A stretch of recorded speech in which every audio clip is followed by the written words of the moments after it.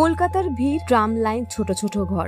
এই শহরটা শুধু পটভূমি না, এই শহরটাই একটা চরিত্র। সত্যজিৎ রায় পরিচালিত মহানগরে। Welcome to film culture.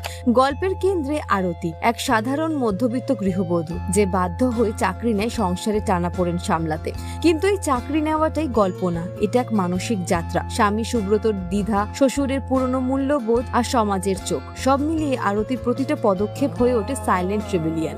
এডিথের মতো অ্যাংলো ইন্ডিয়ান সহকর্মীর সঙ্গে তার সম্পর্ক এই পরিবর্তনকে আরো স্পষ্ট করে। এখানে অ্যাকসেপ্টেন্স আর প্রেজুডিটি পাশাপাশি চলে। সত্যজিৎ রায়ের ব্রিলিয়েন্স এখানে, তিনি কোনো ড্রামাটিক ঘোষণা দেন না, বরং এভরিডে লাইফের ভেতরেই পরিবর্তনটা দেখান। টাইট ফ্রেমিং, ক্লস্ট্রোফোবিক ইন্টেরিয়ার্স আর শহরের মেকানিক্যাল রিদিম, সব মিলিয়ে একটা চাপা অস্বস্তি তৈরি হয়। রে অবজার্ভস, নেভার জাজেস। ফেমিনিজম এখানে লাউড না, কিন্তু ডিপলি রাজনৈতিক। আরতির লিপস্টিক পরার মুহূর্ত কিংবা শেষের রেজিগনেশন, এই ছোট ছোট ডিসিশন গুলোই আরতির চরিত্রকে দৃঢ় করে তোলে। সে শুধু আর্নিং মেম্বার না, মোরাল কম্পাস হয়েও ওঠে। যেখানে স্বামী ব্যর্থ, সেখানে সে দাঁড়ায়।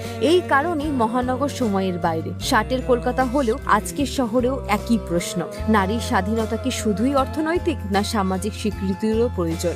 রে উত্তর দেন না, কিন্তু মিরর ধরেন, আর সেই রিফ্লেকশন আজও অস্বস্তিকর ভাবে সত্য।